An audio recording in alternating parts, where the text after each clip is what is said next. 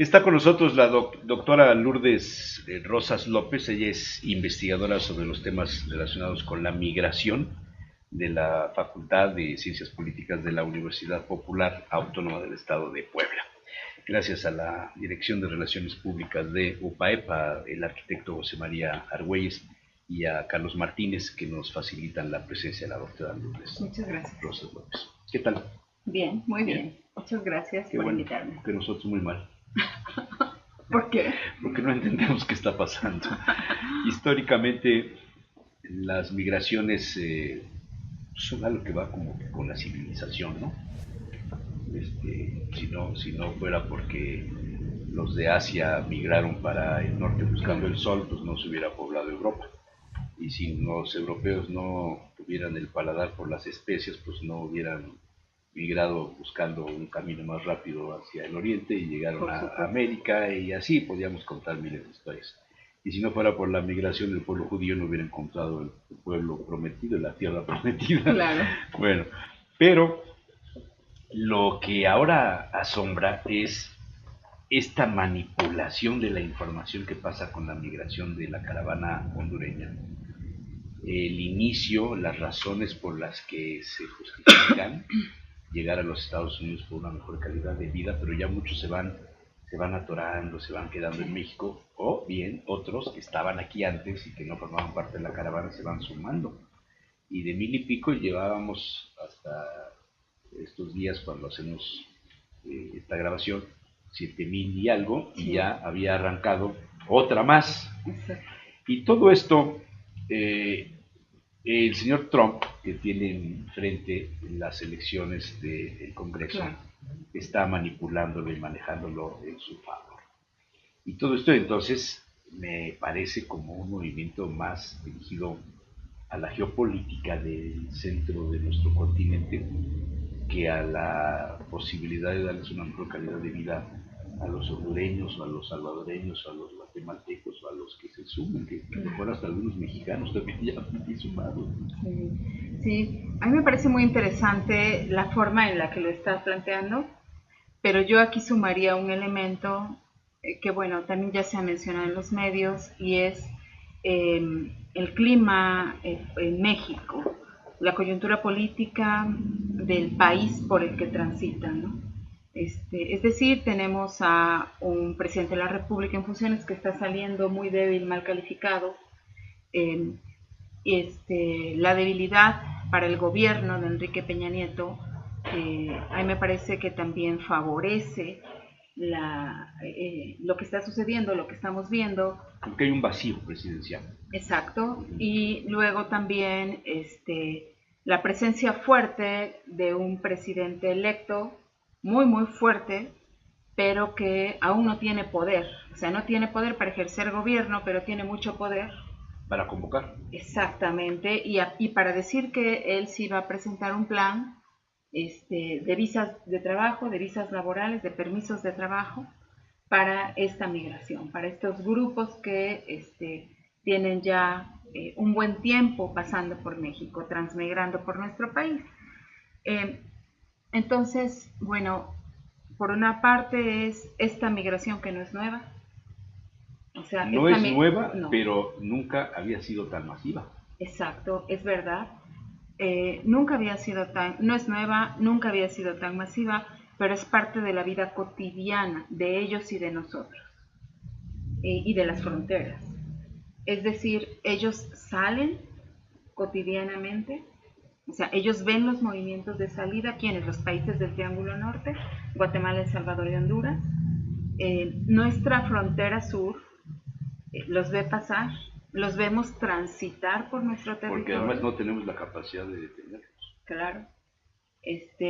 Los vemos transitar por nuestro territorio, los vemos en las calles, en los cruceros que nos piden una moneda, que nos piden para comer. Que nos venden muñequitas. Exacto, los hemos visto incluso en las calles, aquí en el centro de la ciudad, algunos hasta mutilados, son las consecuencias que les ha dejado. Exacto. Y por otra parte también los vemos que en la frontera, nuestra frontera norte, quienes habitan, los mexicanos que habitan nuestra frontera norte, los ven continuamente esperando pasar, y también esto es cotidiano en la frontera sur de Estados Unidos, ¿no? Que es la frontera que compartimos, México con Estados Unidos. Entonces, por una parte no es nuevo, por otra parte pertenece a la vida cotidiana, es verdad. Y también es cierto que esto es algo muy masivo. Entonces, el hecho de que sea tan masivo nos hace preguntarnos quién está detrás de esto. ¿Qué está pasando? ¿Qué está sucediendo? Algunos en medios yo he visto... ¿Quién está financiando? También. O sea, También ¿de dónde es comen? ¿De dónde? Yo no creo que todo el mundo les regale a 7,000 personas para tomar agua, para comer, o para... Los zapatos no aguantan los kilómetros que piensan caminar. O sea, hay cosas ahí que no se explica uno. Sí. ¿Quién está financiando la caravana? Se han dicho algunas cosas, pero no hay evidencia de que exista, por ejemplo, alguna institución o algún estado que esté enviando el dinero, ¿no? Algún estado nacional. No son los propios gobiernos de los países donde surgen los migrantes. No es Honduras, no es El No, no Salvador. lo creo. No lo creo. Ellos se meterían en graves problemas si lo hicieran. Eh, ¿Qué es lo que sí hemos visto? Lo que hemos visto es que existe toda una red de albergues que se ha ido conformando a lo largo de estas últimas 2 décadas, o sea, este siglo, y quizá también un poco hacia fines del siglo pasado. Y voy a platicar un poco cómo funciona, cómo se empezó a conformar. Eh, Como sabemos, la bestia, el tren La Bestia, no solo es medio de transporte que es de carga, pero que ha sido usado por los transmigrantes, por los migrantes en tránsito para pasar por este país, para llegar a Estados Unidos, porque ellos no quieren quedarse en México. No, no. Si uno platica con ellos, México no es Alguno por ahí aspiración para dijo que ellos. Guerrero, otro dijo que Veracruz, otro dijo que Chiapas, Pero pero no. ¿qué se quedan a hacer aquí? Pues aquí están igual que en su país. Sí, ellos aspiran a Estados Unidos. Entonces, la bestia, el tren, que como decíamos, no solo es medio de transporte, también es guía, ¿verdad? La bestia es guía, la bestia es rumbo, la bestia es brújula. O sea, subirse a la bestia da la posibilidad, y seguir el camino, seguir en las vías, da la posibilidad de llegar a la frontera norte. Yo he entrevistado a algunos migrantes, y al primero que entrevisté hace algunos años, un menor de edad, de 17 años, me dijo: cuando yo llegué al primer albergue que está en Tenosique, Tabasco, o sea, la bestia tiene 2 puntos de inicio en el sur, que son Tenosique, Tabasco, y Tapachula, Chiapas. Esos son los 2 inicios, ahí están las 2 estaciones de inicio. El muchacho me dijo que había iniciado su caminar a bordo de la bestia en Tenosique. Me dice: mira lo que me dieron, es lo primero que me dieron en el albergue, un mapa así, que se podía abrir, y decía: si tú sigues este camino, a bordo de la bestia vas a llegar a la frontera norte. Y las principales estaciones, donde le decían: aquí te puedes subir, aquí te bajas a comer, aquí subes otra vez, y aquí, o sea, esa guía. Entonces, la bestia no solo es medio de transporte. Es un negocio.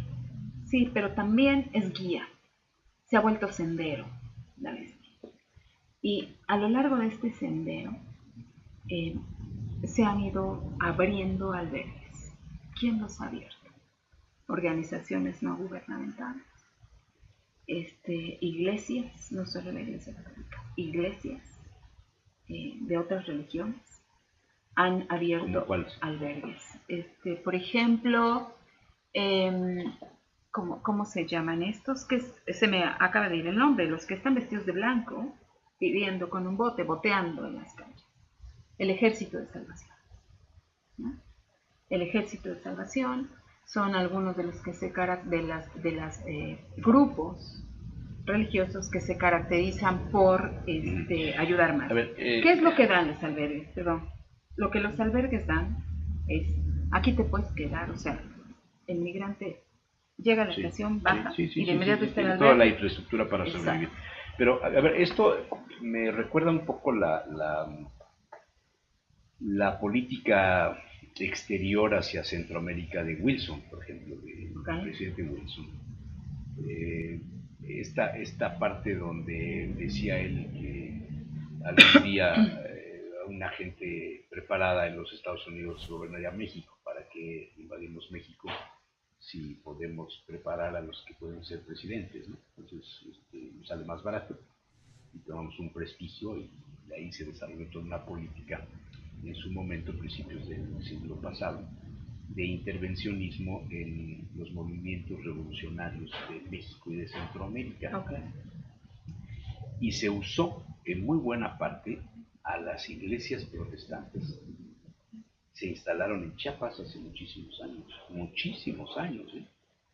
Y de ahí derivan una serie de movimientos de orden social, político, a lo mejor fundamentado o escudado en los derechos humanos, sobre todo en los países de Centroamérica, derivado tal vez por el concepto económico, el canal de Panamá, el tema de las repúblicas bananeras, ¿no?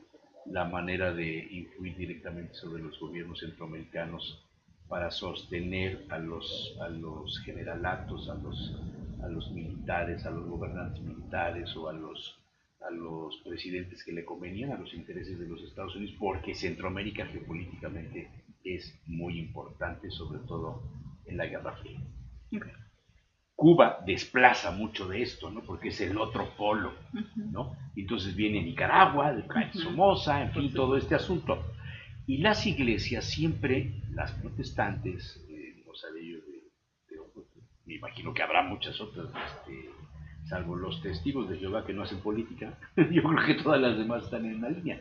Y por ahí hay investigaciones que se divulgaron hace muchos años de cómo los Estados Unidos habían logrado el intervencionismo en Centroamérica a través de la religión. O sea, esta pudiera ser la gran manifestación del éxito de lo que se sembró hace años y en este momento se está manipulando porque evidentemente tras de ellos están las políticas de las farmacéuticas, de las vacunas, del control de la natalidad, toda esta serie de cosas que se armaron en aquellos épocas, los 60, 70, los 80, ¿no? Y ahora es la interpretación política de lo que se sembró hace muchos años. Porque no lo entendería yo así, o de otra forma, mejor dicho, porque Trump lo está usando políticamente. Sí, O sí, sea, por el, supuesto. el gran beneficiado de esto, de la gran caravana, es Trump. Sí, sí Trump lo está creo. diciéndole a sus gobernados, vean, Sí, sí, no podemos perder, no ¿no? podemos. Sí, por supuesto. Y entonces México es simplemente para variar el tránsito de la droga, el tránsito del tráfico de armas, el tránsito del trato de Personas. personas. ¿Sí? Sí, bueno, ¿Sí o no? yo no lo Porque había visto así. Honestamente, yo no lo había visto así. Yo como lo veo.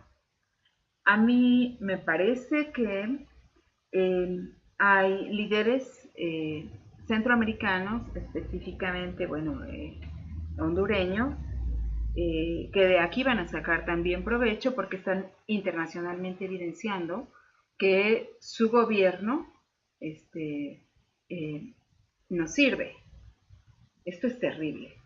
Entonces, y el este es un agregado de golpe los político. Mara Salvatrucha, ¿eh? Habría que ponerle también ahí el ingrediente de los Mara Salvatrucha. Muchos de los que cruzaron ahora en la frontera de Guatemala fueron detenidos porque llevaban tatuajes. Claro, Estaban identificados claro, sí. con los Maras, ¿no? Sí, eso es una realidad, ¿eh? Sí pasa. O sea, en las entrevistas que yo he hecho, también los que van en la bestia me han platicado, por supuesto. Sí me ha tocado ir junto a un mar, o sea, en el mismo vagón. Claro que sí. Pero también es verdad que ellos no los toleran. Procuran separarse de ellos, excluirlos de los grupos, porque finalmente van haciendo grupos, ¿no? Cuando viajan. Entonces, incluso los maras los maltratan. Intentan quitarles, por ejemplo, a las chicas que en muchas ocasiones son confiadas a un coyote, a un pollero, las chicas centroamericanas, cuando algún integrante de la Mara Salvatrucha se cuela en el grupo, les quiere quitar a las chicas. Entonces intentan deshacerse de ellos, a como dé lugar. O sea, no son queridos por los migrantes. También eso es importante decirlo. O sea, podríamos, digamos, deducir que hay pandillas dentro de los migrantes. Sí, sí, que también van, ¿no? Por supuesto. Pero no es el grueso. Primero no es el grueso y después hay que decir que los mismos migrantes se sienten amenazados por ellos, porque ellos huyen de esto. Este es uno de los factores que los hace huir es la violencia estructural, que se encuentra, en la que se encuentran estos países tan deteriorados, y las maras constituyen un factor muy importante. Por ejemplo, en las entrevistas también realizadas, apenas una muy reciente que hice en el verano a un chico de 18 años, yo le decía, ¿por qué sales de casa? Un chico mutilado, ¿no? Decía, ¿por qué sales? ¿Por qué saliste de casa? Y me dice, mira, yo ya no estudiaba porque la escuela en mi pueblo se acabó, hasta la primaria y se acabó. Me tocaba ayudar a mi padre en el campo. Se pierde la cosecha, no llovió nada. O sea, ya este último año no llovió nada. Y entonces yo tuve que emigrar a la capital. Emigraba por temporadas a la capital a trabajar en un taller mecánico y regresaba. Y se acercaron a mi familia, los de las maras, y les dijeron, tu hijo ya está grande, ya le toca irse con nosotros. Mi padre dijo que no, pero los padres de mis vecinos, a los que también les dijeron lo mismo mis compañeros de escuela, se negaron y mataron a mis vecinos, a los chicos. Por eso yo salí. Eso con los maras, pero con las guerrillas sucede lo mismo. El caso de los guerrilleros que llegan a las casas donde ya hay adolescentes, claro, se les da de portar un fusil, y los reclutan. A los padres, es tu cuota a la revolución, tienes que poner tu cuota a la revolución, así es que tu hijo se viene con nosotros. Y muchos se oponen y los matan. Entonces, tal vez muchos de estos son los que coopta la religión y les da la facilidad de huir, de salirse. Pues pudiera ser, pero la migración también es un asunto de redes. O sea, las redes sociales, lo que conocemos como el capital social, ¿no? Las redes, las relaciones, la ayuda que te dan para migrar, facilita mucho los procesos migratorios. Y en el caso de ellos, sus redes sociales son muy débiles. Si fueran fuertes, viajarían como lo hacen nuestros paisanos.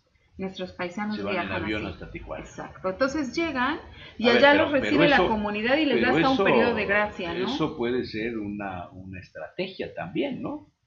Porque si no fuera la caravana, si no fuera masivo, porque lo que más impresiona de esto, el New York Times saca una fotografía en su primera página el lunes,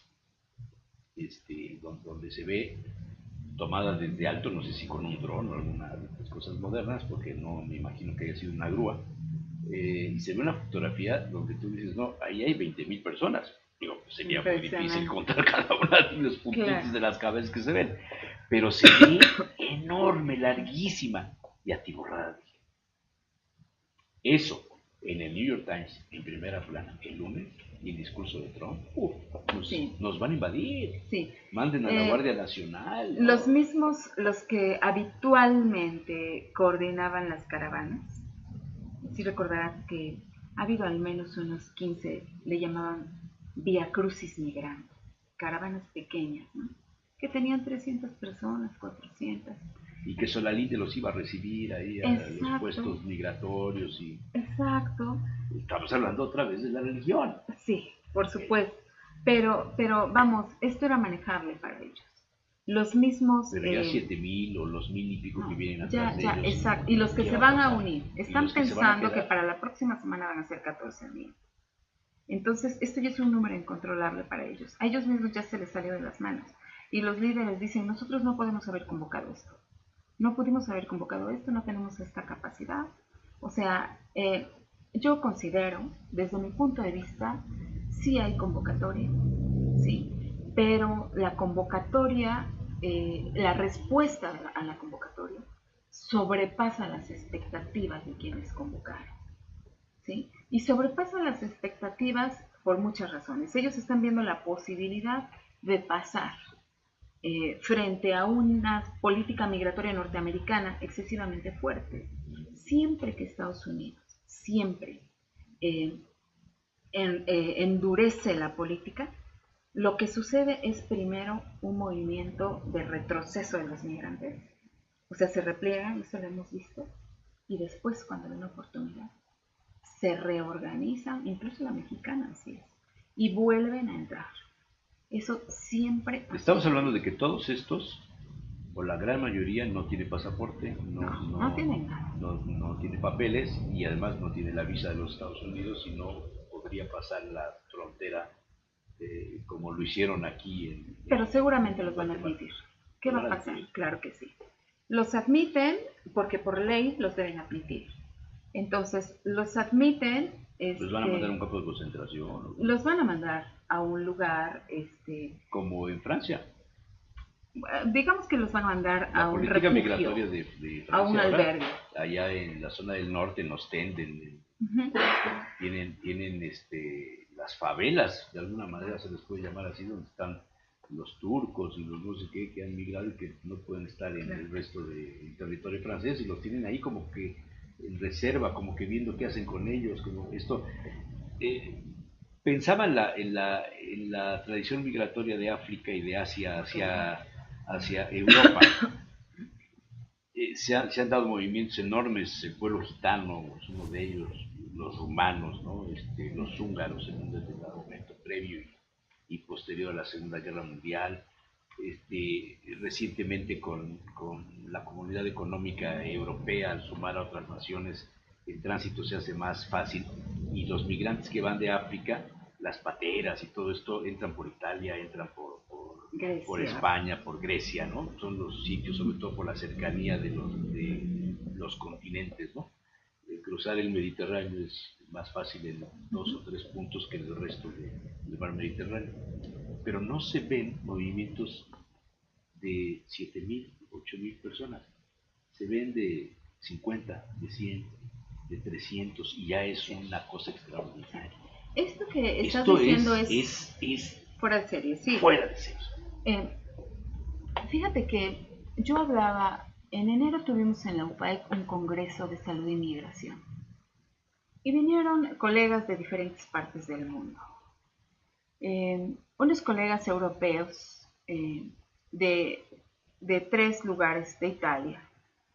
Uno de Roma me decía, jamás hubiera pensado que este corredor migratorio, el del norte y centro de América, fuera tan importante para el mundo en términos del desplazamiento poblacional. ¿Sí?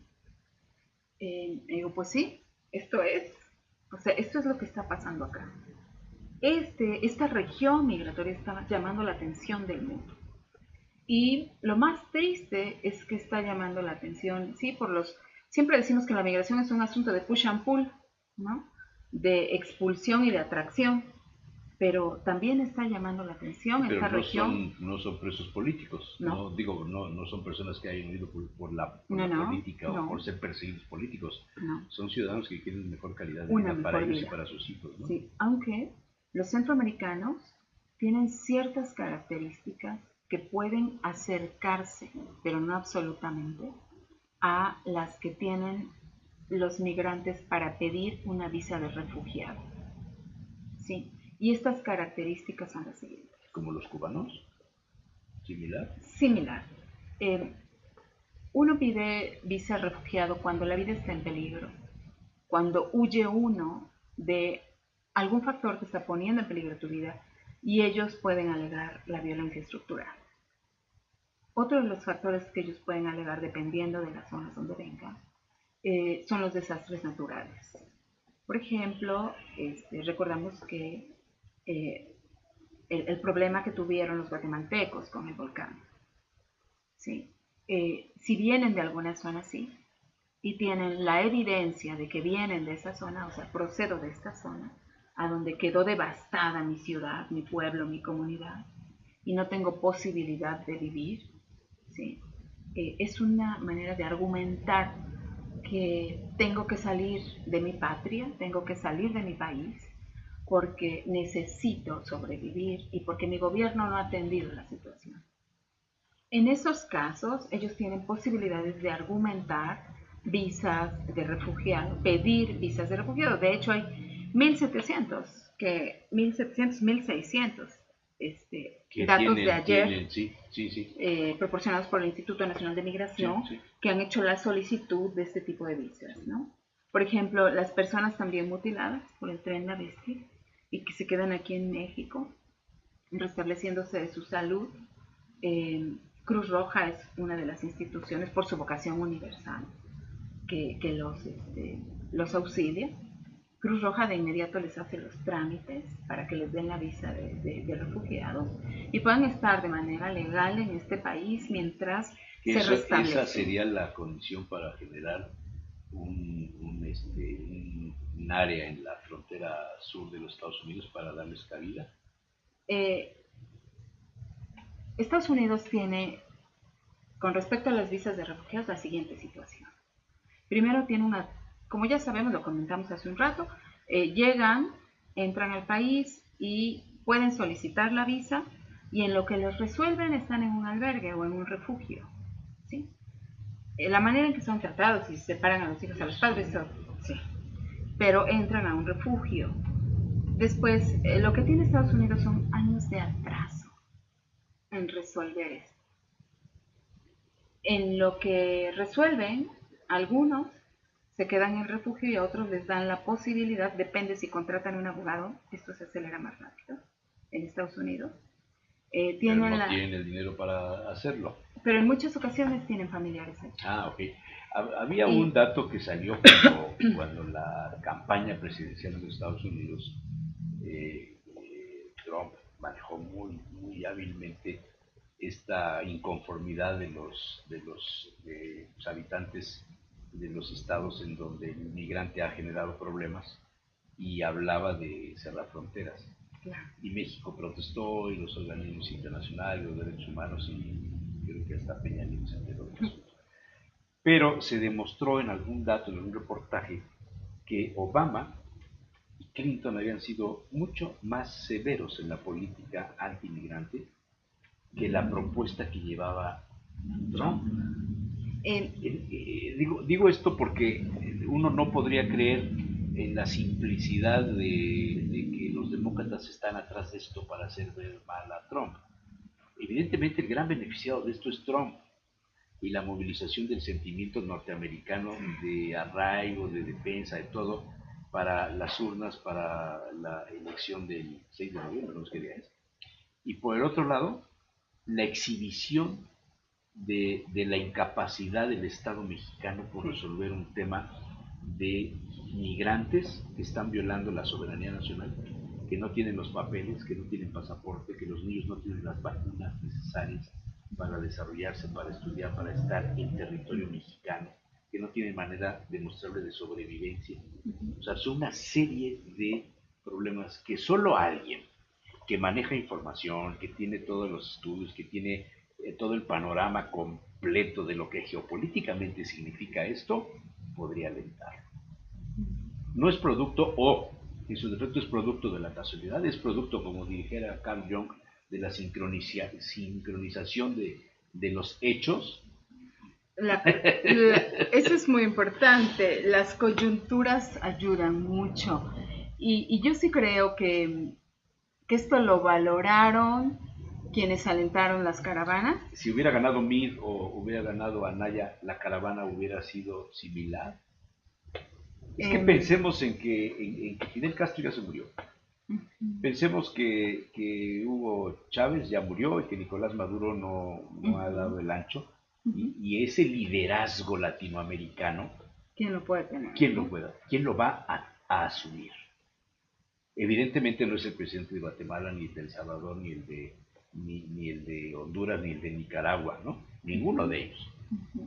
Pero ni Evo Morales, y surge una figura que es López Obrador. Sí, lo que en este momento López Obrador puede ser. A ver. Y mira, lo que estás diciendo es muy importante, porque a mí me parece que en torno al gobierno, a la gobernanza de las migraciones, se pueden generar liderazgos a nivel continental. Que sirven de contrapeso a. Claro, al liderazgo del norte. Y a los defectos de. Claro. Sí. O sea, ya hay alguien, López Obrador le va a hacer frente a Nicolás Maduro. No lo sé y vamos a esperar su líder talento. Latinoamericano. Bueno, tenemos que esperar su talento, pero también su capacidad de gestión y su capacidad de negociación. De estadista. Exacto, y de poder sentar a 5 al menos a la mesa para resolver esto. O sea, para el problema migratorio, el asunto del manejo de la migración, al menos tiene que sentar a los 5 jefes de los estados nacionales, Estados Unidos, México, Guatemala, El Salvador y Honduras. Al menos.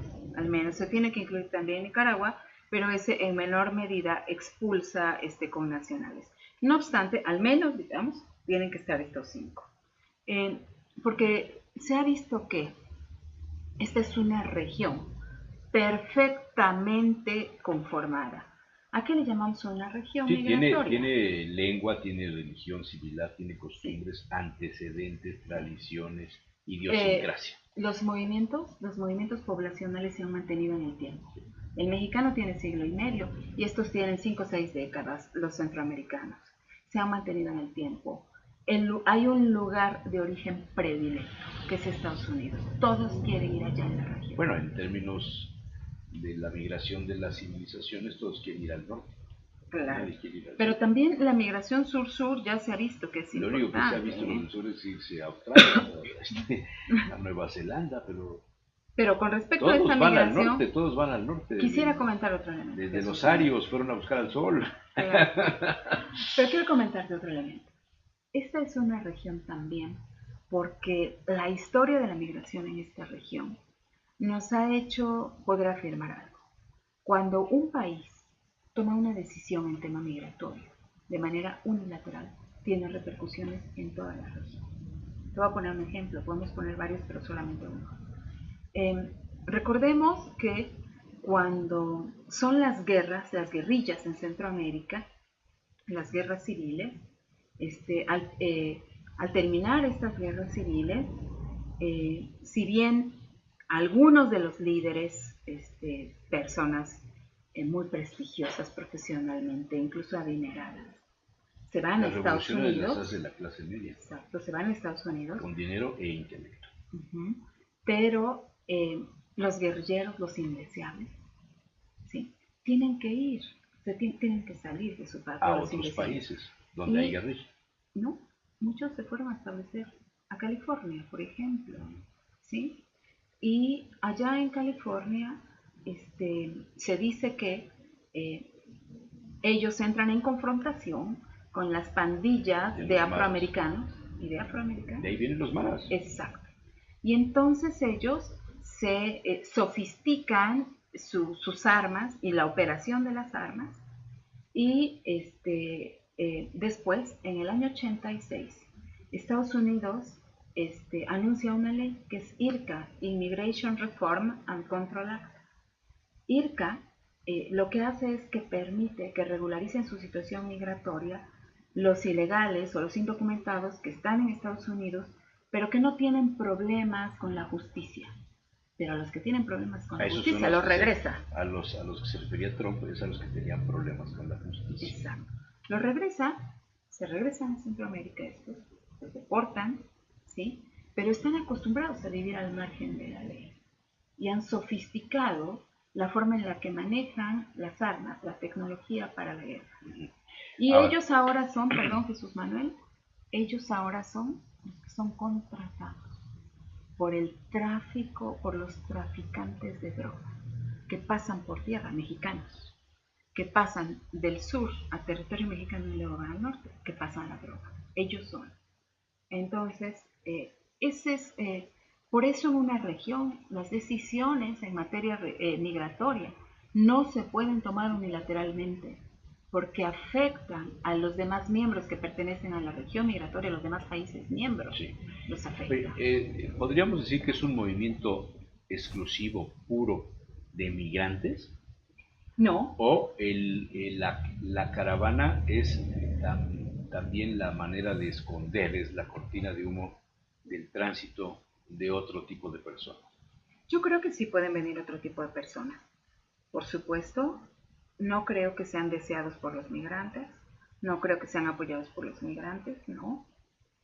Creo que los migrantes ven en esto una oportunidad de cruzar a El Centroamérica. costo político para México. El costo político para México es alto.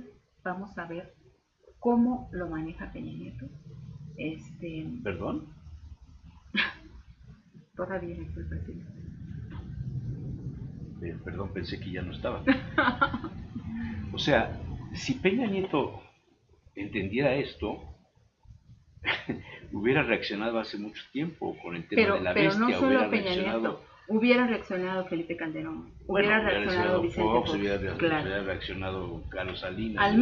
Al menos ellos tres Creo que desde la son época de responsables, López Jesús Mateos Manuel. o de Díaz Ordaz, fue cuando se pusieron las fronteras más o menos estables con Guatemala. Pero en cuanto a usar la bestia No, como bueno, medio pues de eso tránsito, al menos hace, ellos tres son responsables. hace cuántos Jesús años Manuel. sacó Abraham el reportaje, el documental aquel de la bestia. Abraham Sabludovsky hizo no sé si es bueno o malo el documental, pero hizo algo ahí que por allá. La prensa internacional, la Deutsche Welle, la BBC, no sé, alguna otra de Francia, algún medio, mandaron gente, están con la cobertura. Sí. Se les hace uno de los focos más interesantes para los reflectores internacionales, te diría ya casi por encima del narcotráfico. Uh-huh. O sea, pudiera estar el narco atrás de una caravana de migrantes. Es una especulación, por supuesto. Pudiera, probablemente, Ya no te lo cambié sé. tu escenario ahorita. No lo había pensado así tradicionalmente. Es que ¿De qué forma pienso, se vincula el narcotráfico con la migración? Yo pensaría en una cosa como esta. Los chiveros, no soy de hablar de los chiveros. ¿Qué son los chiveros? Personas que van con los rebaños de chivos. En el siglo XVII, XVIII, XIX, los chiveros venían de la costa chica de Guerrero, Oaxaca, con los chivos recién nacidos, y venían caminando hasta Guajuapan de León, algunos después hasta Tehuacán. Pero, ¿y qué traían? Pues traían chivos. Uh-huh. Pues sí, pero resulta que junto con los chivos traían sus morrales, traían sus cargas. Y la nao de China llegaba a las costas del Pacífico en esa zona, y el contrabando, los piratas. Uh-huh. Entonces los chiveros traían oro, Uh-huh. y traían marfiles, y traían cartas, traían comunicaciones, traían órdenes políticas, traían muchas cosas.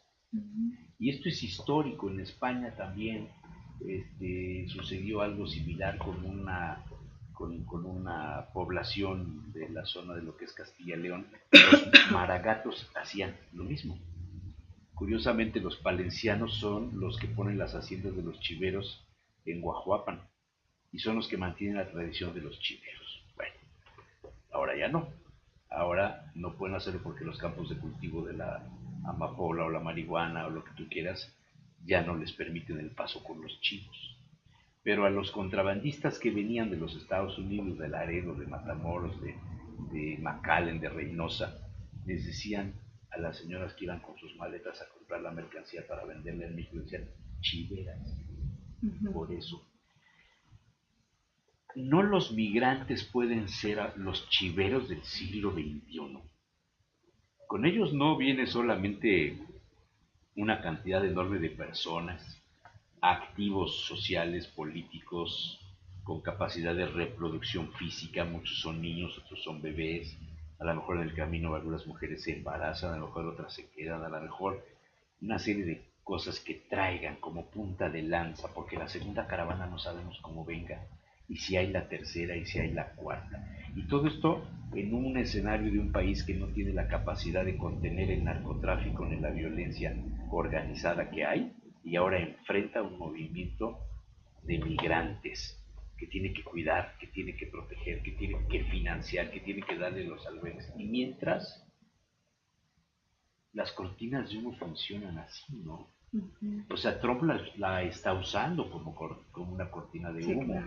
No podría pensarse que las mafias internacionales de trata de blancas, de trata de Ok, armas, va. pudieran estar atrás de todo Ok, esto, incluso usando de buena fe a los migrantes. por supuesto. Mm, em, Me fui muy a fondo, no, ¿verdad? no, no, no. Me la volé. No, tienes toda la razón. Tienes toda la razón. Eh, la migración, uno de los peligros de las poblaciones que se desplazan, lo constituye el crimen organizado. Claro.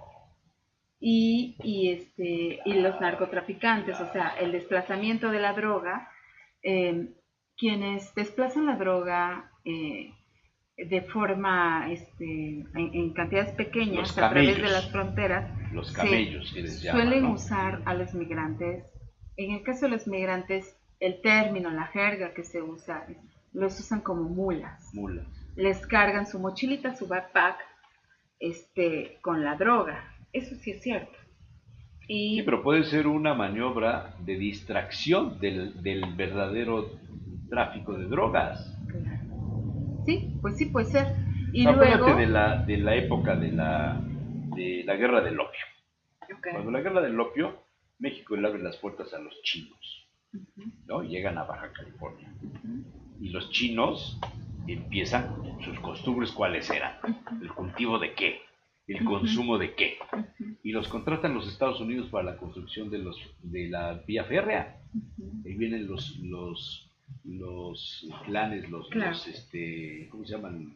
Dentro de la mafia china, ¿cuál es el nombre ahora? Los grupos de la mafia tienen un nombre, la célula tiene un nombre, es un ahora. El Alzheimer creo que se llama. No, eso es lo que me está provocando que se me olvide el nombre. Estas células se convierten después en los narcotraficantes y los jefes de los tongs, los tongs de la mafia china, que se apodera de California. Claro, claro. Sí. En San Francisco, Por el barrio supuesto. chino, ya. Sí. Sí, bueno, en torno a las migraciones Y su participación en la Revolución Mexicana, Claro. en el Frente Paralelo de Villa, Claro. todo el movimiento de los chinos en favor del tráfico de armas para la Revolución Mexicana, Madero, o sea... Sí, también quiero decir algo. Por favor. Que no quisiera que se me pasara. También los traficantes de personas. Claro, la trata de blancas, sí, claro. Encuentran en los migrantes un excelente blanco. Claro. O sea, no solo los traficantes de personas con diversos propósitos, no solo la trata de blancas, órganos, sí, el tráfico de órganos y la explotación laboral. Entonces, incluso la explotación laboral con propósitos de narcotráfico, claro, ¿no? Para destinarlos a la siembra, para todas estas cosas, ¿no? Que se le llama la esclavitud moderna. A esto se le llama la esclavitud moderna. Entonces, las poblaciones que migran en condiciones indocumentadas son fácil presa de estos grupos delincuenciales. Entonces, yo sí considero que es verdad, tienes razón, puede haber quien esté aprovechándose es otro vector, claro, es otro factor que hay que introducir. Pero es obvio que no podemos agotar. No, que no podemos como país ponerle freno a esto ni marcar una pauta para que cambien de dirección los migrantes y en lugar de venir hacia el norte vayan hacia el sur. Claro. No conozco a alguien que quiera ir a poblar Nicaragua o El Salvador o Honduras por tener mejor calidad de vida, ¿no? No. Pero sí, bueno, ni Chile. La repercusión. Los chilenos aspiran a venirse para acá y luego a Estados Unidos. Los daños colaterales, hoy es Europa. Claro. El chileno piensa más en El España, por ejemplo, ¿no? Sí, el El peruano. peruano piensa claro, más, por el supuesto, ecuatoriano por piensa mucho supuesto, en Europa. España. Hoy día en España los servicios de restaurantería y de lavaplatos y eso son ecuatorianos. Bueno, también Forman una tiene, comunidad tremenda. Jesús Manuel, también tiene que ver con que dicen, bueno, pagar un vuelo de Sudamérica para Estados Unidos es lo mismo que pagarlo de Sudamérica Sí, no, para Europa. hay otra razón. Las redes también No, que hay son otra razón. positivas. El idioma. Bueno, claro, El idioma. por supuesto. Ese es un otra factor razón. Es un factor importantísimo. fundamental. Claro. Es otro factor.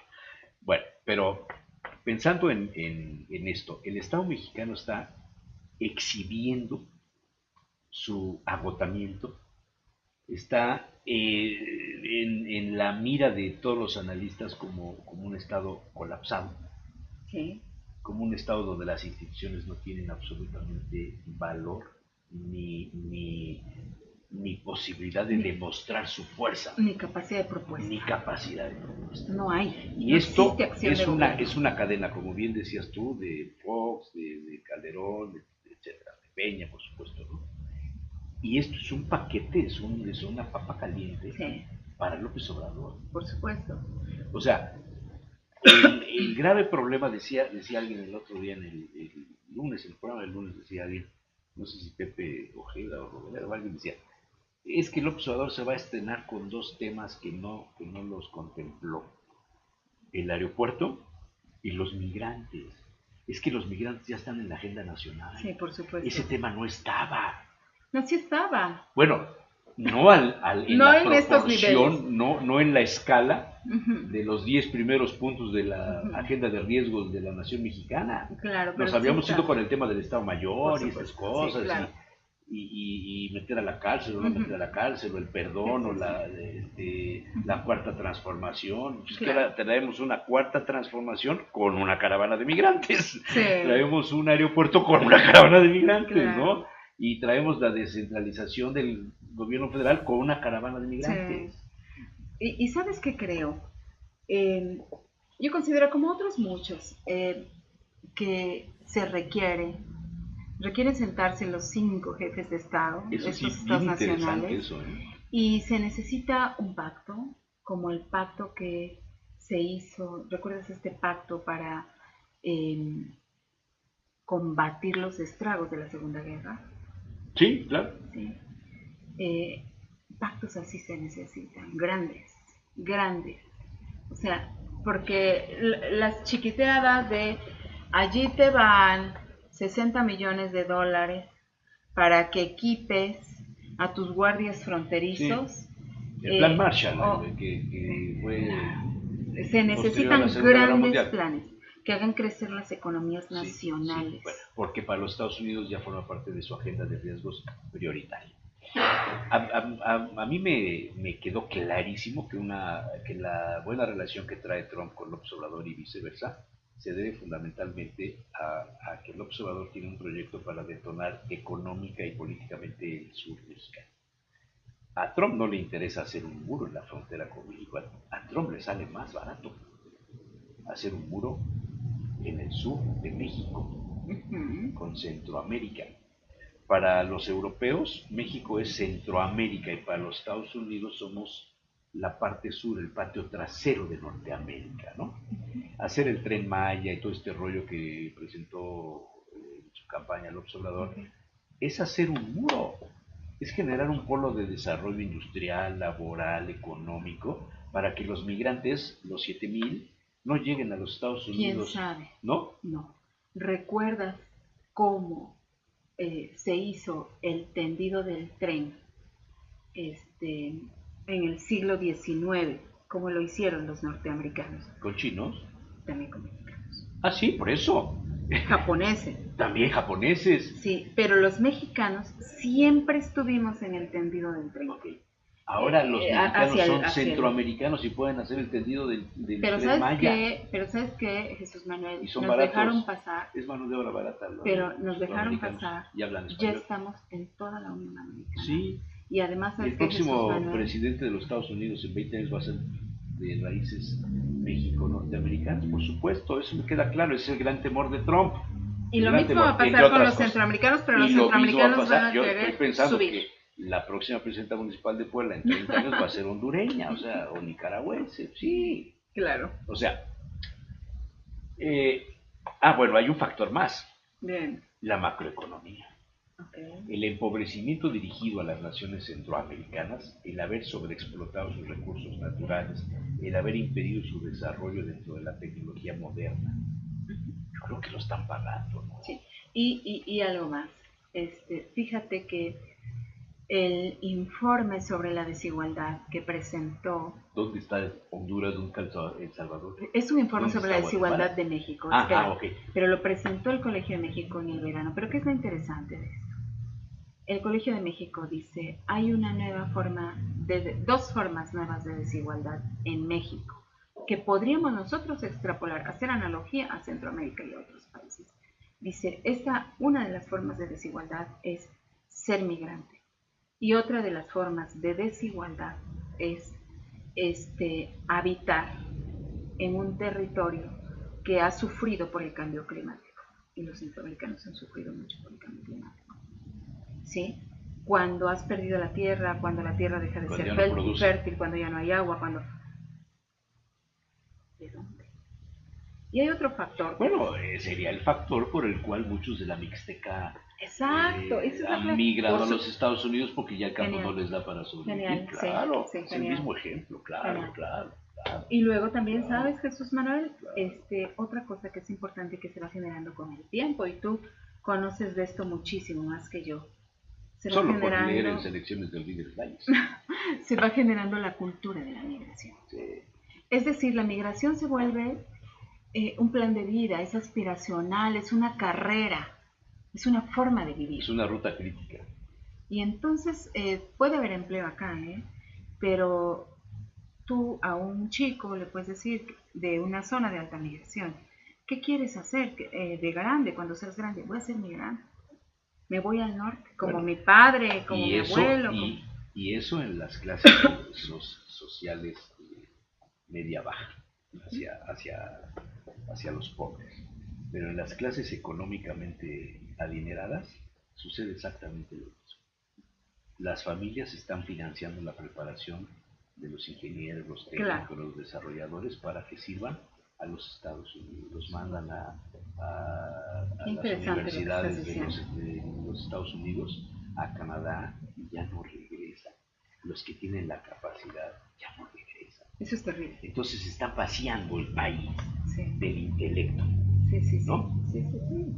¿Cuál es el futuro de México en eso? Tienes razón. Esta es una gran lección para este país, y yo creo que México no solo debería generar las condiciones para que retornaran los migrantes con calificación alta, con calificación profesional alta. No solo eso, sino también debería ser un asunto cultural, o sea, hacia las familias debe bajar este mensaje, ¿no? Que hay una responsabilidad con la patria. Sí, nada más que te quedas pensando en que las familias, los asaltos, los robos a las casas, a habitaciones, el narcotráfico, el crimen, si tienes posibilidades, hagas a tu hijo, a tu hija y le dices, vete a estudiar a San Antonio, vete con la tía que tenemos allá en Oregon, vete y estudia y procura estudiar y conseguir trabajo y no regreses. Hace muchos años, en el sexenio de Luis Echeverría y un poquito después, cuando López Portillo, el peso mexicano, la devaluación aquella famosa, cuando el presidente lloró y todo aquello, de defender al peso como un perro, muchas familias de los estados del norte, sobre todo de Nuevo León, gente adinerada en Monterrey, se fue a vivir a los Estados Unidos, a Texas. De ahí se desarrolla una buena parte de Rancho Viejo en Bronzeville y algunos otros en la frontera con Reynosa y el Laredo menos, pero se desarrollan los grandes fraccionamientos cerrados donde vivían los regiomontanos y los de la Mixteca, los de la Huasteca Potosina y toda esta gente de mucho dinero, y las recién casadas, embarazadas, iban a dar a luz a San Benito, cerca de Bronzeville, ahí registraban la huella del bebé para que tuvieran la nación. Por lo que podía pasar. También en la Mixteca poblana. Eso también sucede. Ahora, de esta cantidad de migrantes,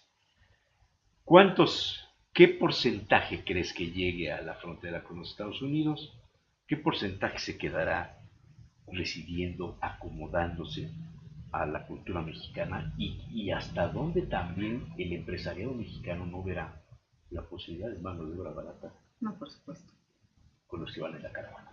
por supuesto. Bueno, de estos, fíjate, hay más o menos 5.300 que están ya en la caravana. Se quedaron 2.000 allá en el puente, ¿no? Es lo que sabemos, ¿no? Bueno, No, 3.000 en el puente. vienen ya en camino. No, Yo les 3.000 mandé una que lana para que... Mira, Ya 3.000 están pasar. estacionados en el puente Sí. porque están esperando entrar con documentos. Están allí, están en el puente internacional de Ciudad Hidalgo. Nada más déjame decirte que esto lo estamos grabando el miércoles 24 de octubre. Puede que en el momento que pasemos la entrevista ya hayan cambiado las cifras, ¿no? Pero bueno. Por supuesto. Y tenemos 7.000 que están, que ya están acá, ¿no? 7.300. 3.000 en el puente, ¿no? Y los 1.000 y pico que ya arrancaron. Pues se dice que son 2.000. O 2.000, bueno. 2.000, ¿no? Ya estamos hablando de 10.000 personas. Exactamente. ¿Qué ¿no? porcentaje llegará a la frontera si es que las cifras se quedaran en eso? Y más o menos hay como 1.600 papeles. Son 5, 10.000, 1.600 que están pidiendo permiso.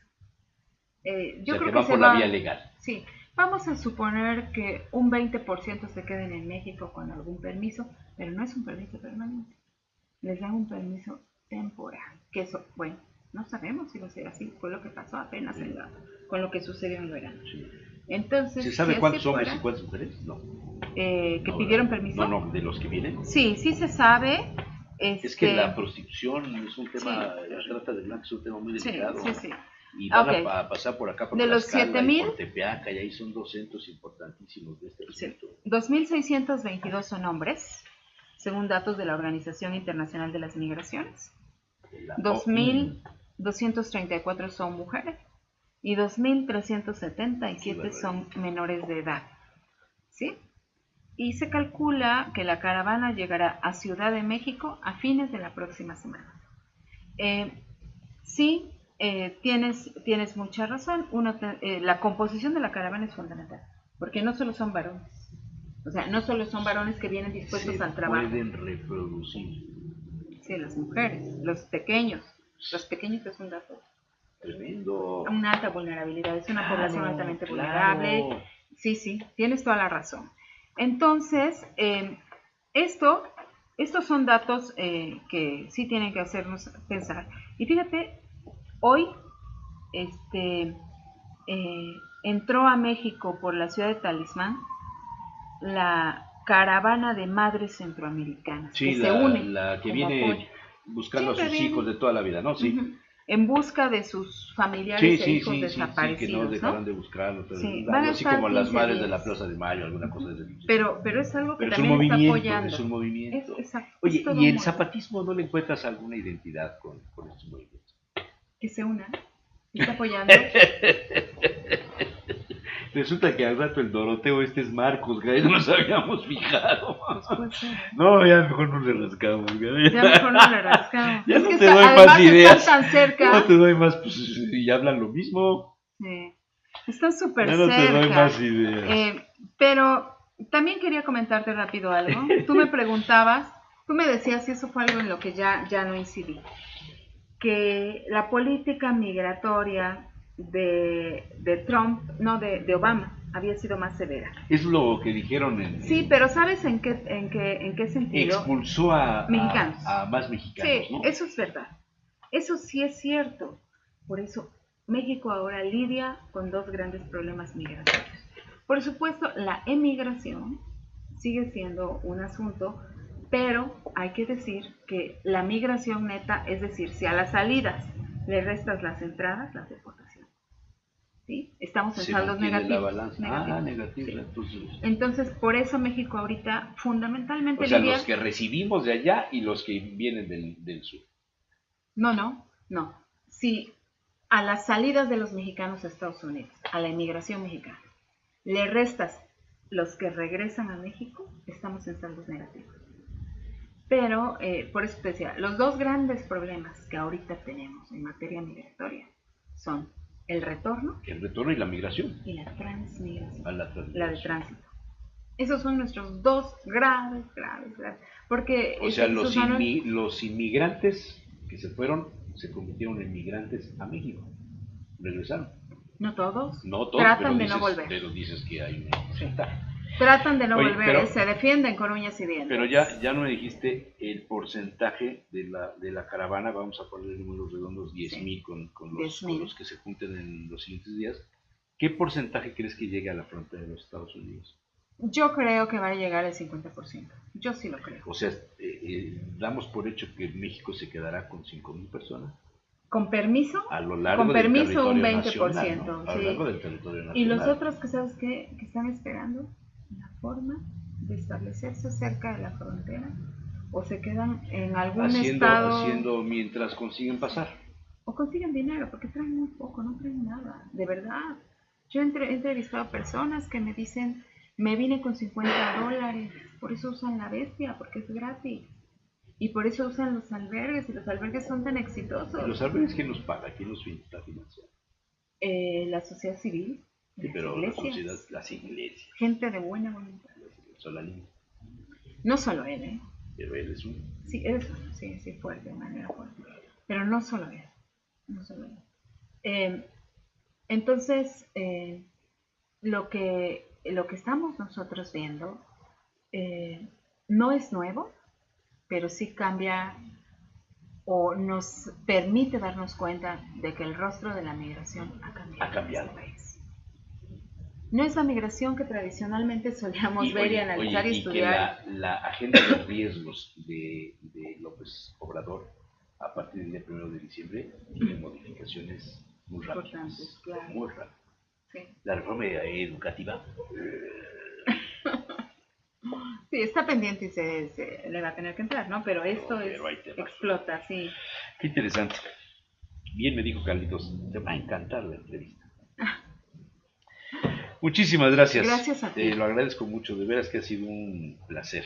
Muchísimas gracias. La doctora Lourdes Rosas López. Tú eres doctora en sociología y soy politóloga de formación. Ok. Sí, a mí me formó Manuel Díaz. Sí. Bueno. Sí, en la licenciatura la hice allí. Manuel tenía una visión muy interesante sobre la migración, lo explicaba muy bien y hablaba de la tendencia de que el problema del mundo sería el siglo XXI la migración.